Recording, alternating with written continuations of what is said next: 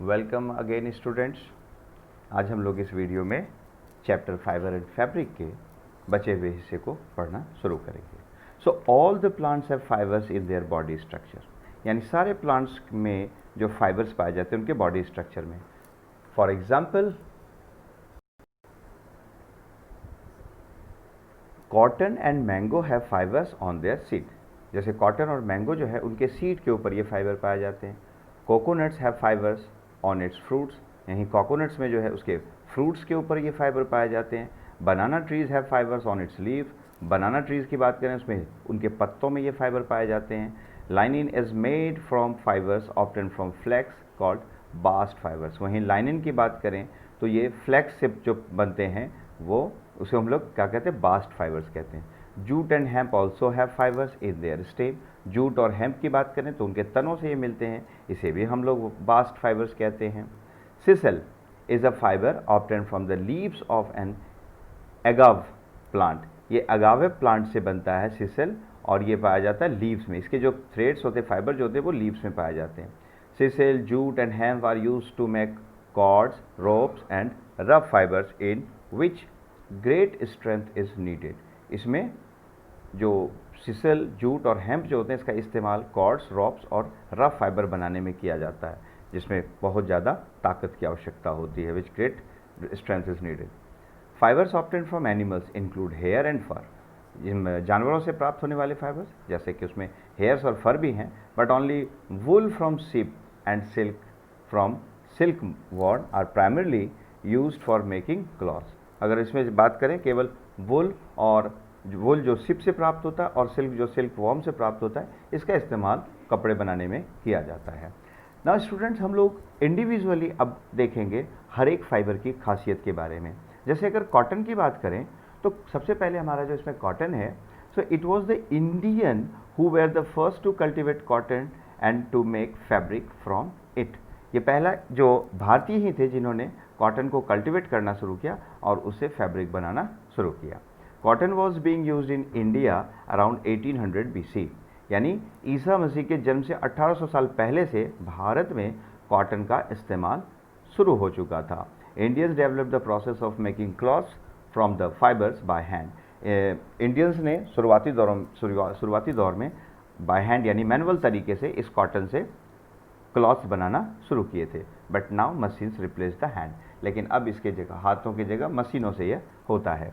In India cotton is cultivated in Maharashtra, Gujarat, Punjab, Haryana, Madhya Pradesh, Rajasthan, Andhra Pradesh, Tamil Nadu and Karnataka. ये ऐसे राज्य हैं भारत में जहाँ पर कि कॉटन को उपजाया जाता है। Cultivation of cotton, cotton is cultivated as annual shrub. इसे वार्षिक चक्र के तहत जो है उपजाया जाता है। Warm and humid climates having temperature of over 16 degree Celsius with black clay is most suitable for it। यानी इसके उत्पादन में जो काली मिट्टी होती है वो सबसे महत्वपूर्ण और ज़रूरी होती है, और इसको जो ज़रूरी है वार्म एंड ह्यूमिड क्लाइमेट चाहिए, यानी गर्म और नमी वाला क्लाइमेट चाहिए होता है, जहाँ पर कम से कम 16 डिग्री सेल्सियस तापमान होना ही चाहिए। So cotton crop is done in early spring, इसलिए इसको शुरुआती स्प्रिंग में ही इसको बोया जाता है। इन अबाउट 2 months, लगभग 2 महीने में, the plant became 1 to 2 meters tall. मतलब ये 2 महीने में 1 से 2 मीटर लंबे हो जाते हैं, फॉर्मिंग बुशेस, और ये झाड़ी के तौर पर बन जाते हैं। विद वाइटिश येलो फ्लावर्स, और इसमें बिल्कुल हल्के सफ़ेद और पीले रंगों के इसमें फूल आ जाते हैं। Which turns reddish in a few days time, और कुछ ही दिनों में ये बिल्कुल लाल हो जाते हैं। आफ्टर अबाउट 3 days, लगभग 3 दिन के बाद, द पेटल्स फॉल ऑफ, इसके जो पेटल्स होते हैं वो गिर जाते हैं। Living behind green seed like structure called cotton ball, और इसे अपने पीछे सिर्फ एक ग्रीन सीड लाइक स्ट्रक्चर छोड़ते हैं जिसे हम लोग कॉटन बॉल कहते हैं। Inside the cotton ball reside the cotton seeds, और इसी कॉटन बॉल के अंदर कॉटन सीड्स पाए जाते हैं। व्हेन फुल्ली मैच्योर, और जब ये पूरी तरह से मैच्योर हो जाते हैं, then boll becomes as big as a walnut and turns brown. ये बिल्कुल इतने बड़े होते हैं, मैलनट की तरह से दिखते हैं, और ये बिल्कुल इनका कलर जो होता है ब्राउन हो जाता है। द ब्राउन बॉल ब्रस्ट, और ये ब्राउन बॉल ब्रस्ट करता, फटता है, and revealing a white fluffy mass, और इसके अंदर से वाइट कलर का फ्लफी मास निकलता है, जो हम लोग जो देखते हैं कॉटन वगैरह वैसा ही निकलता है। डिवाइडेड इनटू सेवरल सेक्शन, और ये कई खंड में यानी खंडों में पाए जाते हैं। कंटेनिंग ब्राउन सीड्स इनसाइड, और इसके अंदर ब्राउन सीड्स भी पाए जाते हैं। This fluffy mass is left on the plant to dry in the sunlight. इस फ्लफी मास को धूप में यानी सनलाइट में सूखने के लिए छोड़ दिया जाता है। Cotton is hand picked from plants, और फिर इसे कॉटन को हाथों से बाहर निकाल लिया जाता है। All cotton balls in a field do not ripen at one time. सारे कॉटन बॉल्स एक ही समय में नहीं पक जाते हैं। दे राइपन इन फेजेस, वो एक फेजेस में यानी फर्स्ट फेज सेकेंड फेज ऐसे रुक रुक करके पकते हैं। So that picking is a lengthy process and it may take up 2 months, और इसी वजह से ये जो पिकिंग ऐसे जो कॉटन्स निकालने का जो प्रोसेस है ये काफ़ी लंबा हो जाता है और लगभग इसमें 2 महीने का वक्त लगता है। For that purpose machines have been developed, और इसीलिए इस पर्पस के लिए मशीन का निर्माण किया गया है। प्रोसेसिंग ऑफ कॉटन, अब कॉटन को कैसे प्रोसेस करते हैं। The cotton picked up from the plants mass previously separated from seeds by hand. कहते हैं जो कॉटन जो होता है पिकअप किया जाता है, जिसको कि हम लोग मास को पहले ही उसके सीड से अलग किया गया था। It can be done with the help of machine called गिन। अब ये जो है मशीनों की मदद से किया जाता है, जिसे हम लोग कहते हैं गिन। The process of removing cotton seeds from cotton pods is called ginning, और कॉटन सीड्स को कॉटन पॉड से अलग करने के प्रोसेस को हम लोग कहते हैं ginning. The ginned cotton is pressed into bundles. अब इस गिन्ड कॉटन को बंडल के रूप में दबा करके बिल्कुल बंडल बनाया जाता है, कॉल्ड बेल, और इसे कहा जाता है बेल। अब बेल वेट 200 kg, एक बेल का वजन 200 kg हो सकता है, 200 kg तक हो सकता है। The bale of raw cotton is then transported to textile factories and most of the seeds are processed for their food components like soaps, margarine and animal feed cake. और इसके बाद इस कॉटन को industries में भेजा जाता है, textile factories में भेजा जाता है, और ज़्यादातर इसके जो सीड्स होते हैं उसको प्रोसेस्ड कर दिया जाता है फूड कंपोनेंट्स में, जैसे सोप्स में, मार्गेरीन में और एनिमल फीड केक में बनाया जाता है। The deseeded cotton is directly spun into yarn, और इसके बाद इंडस्ट्रीज़ में यानी टेक्सटाइल फैक्ट्रीज में जो डेसिस्ड कॉटन होते हैं इसको डायरेक्टली यार्न में स्पिनिंग कर लिया जाता है बाय चरखा। और कई बार चरखा आपने देखा होगा, गांधी जी का हाथ में चरखा जो उनका इम्पॉर्टेंट फीचर है, उसका जो डेसिस्ड कॉटन होते हैं उसको चरखा के जरिए डायरेक्ट यार्न में भी बुन लिया जाता है। The spinning of ball is generally carried out by the women. ज़्यादातर ग्रामीण महिलाओं के द्वारा, गाँव में महिलाओं के द्वारा इस बॉल का स्पिनिंग किया जाता है। Where the weaving is done by the man commonly called weavers, और जहाँ पर इंसानों के द्वारा जो पुरुषों के द्वारा किया जाता है इसे हम लोग कहते हैं वीवर्स कहते हैं, उनको वीवर कहा जाता है। The raw cotton is supplied to industries in the form of bales. Industries को जो रॉ कॉटन है वह बेल के रूप में भेजा जाता है। And this cotton is converted into yarn through the process called fibre to fabric, और बाद में इसे यार्न यानी बुना जाता है किसमें, फैब्रिक में।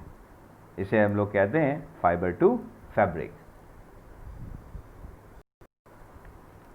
Next, jute. Jute is a rainy season crop. Jute जो है उसका वो रेनी सीजन क्रॉप है, यानी वर्षा के मौसम में पनपने वाला क्रॉप है। Grown based in warm humid climate, और ये जो है वो काफ़ी गर्म वातावरण और ह्यूमिड क्लाइमेट में जो है ये ग्रो करते हैं। Almost 85% of the world's jute cultivation is concentrated in the Ganga delta. लगभग दुनिया में जितना भी कॉटन उपजता है उसका 85% जो है वह गंगा डेल्टा में ही उपजाया जाता है। This fertile geographic region is shared by both Bangladesh and India, और ये जो है मूल रूप से दुनिया के में जैसे बांग्लादेश और इंडिया में वेस्ट बंगाल में ये सबसे बेस्ट जियोग्राफिक रीजन है जहाँ पर कि इसका उत्पादन होता है। Harvesting of jute plant is done at flowering stage, और इसका जो हार्वेस्टिंग होता है ये फ्लावरिंग स्टेज में ही कर लिया जाता है। The harvested plant are immersed in water. Harvested plant को जो है वो पानी में डुबो दिया जाता है फॉर फ्यू डेज, कुछ दिनों के लिए। द स्टेम्स रॉट, इसके बाद स्टेम सड़ने लगते हैं, इमिटिंग अ बैड ऑर्डर, और इसमें एक दुर्गंध सा आने लगता है। The fibres are separated by hand, इसके जो फाइबर्स होते हैं वो हाथों से अलग किए जाते हैं। लेटर बाद में its fibres are converted into the yarn to make fabric और अदर यूजेस, और बाद में इसे कन्वर्ट कर लिया जाता है, उसको यार्न बुना जाता है फैब्रिक में और दूसरे इस्तेमाल के लिए। Jute is said to have more than 1000 uses, jutes के हजारों इस्तेमाल होते हैं। It is the second most important vegetable fibres after cotton. यह कॉटन के बाद दूसरा सबसे महत्वपूर्ण वेजिटेबल फाइबर होता है। Not only because of its wide cultivation, इसलिए नहीं कि इसका कल्टिवेशन बहुत बड़े पैमाने पर होता है, but also for its uses, बल्कि इसके इस्तेमाल के लिए भी। Jute is used chiefly to make cloth for wrapping bales of raw cotton. Jute का इस्तेमाल जो है मूल रूप से रॉ कॉटन का जो बेल होता है उसको रैपिंग करने के लिए, बांधने के लिए किया जाता है। And to make sacks and coarse cloth, इसके अलावा सैक्स एंड कोर्स क्लॉथ बनाने के लिए भी किया जाता है। The fibres are also woven into curtain, इसके अलावा इसको बुना जो जाता है कर्टेन के लिए, चेयर कवरिंग के लिए, बैग्स के लिए, कारपेट बनाने के लिए, ऐसे बहुत सारे इस्तेमाल होते हैं। Very fine threads of jute can be separated out, और जूट की जो फाइन क्वालिटी होती है उसको अलग कर दिया जाता है and made into imitation silk, और इसको इमिटेशन सिल्क के तौर पर तैयार किया जाता है। In India almost all jute is produced in the state of west Bengal, Bihar, Assam, Orissa and Meghalaya. Bharat में ये ऐसे राज्य हैं जहाँ पर कि सारे जूट, यही ऐसे राज्य हैं जैसे वेस्ट बंगाल, बिहार, आसाम, उड़ीसा और मेघालय, जहाँ पर कि जूट की सबसे ज़्यादा खेती होती है। सो स्टूडेंट्स, आपके इस बुक में बहुत सारे एक्टिविटीज़ दिए गए हैं and it is needed to read by yourself, और ये ज़रूरी है कि आप इसको खुद से पढ़ें and try to get it yourself, और इसको समझें। और आज के लिए इस वीडियो में यहीं तक, फिर बचे हुए हिस्से को हम लोग अगले वीडियो में देखेंगे। Thank you very much.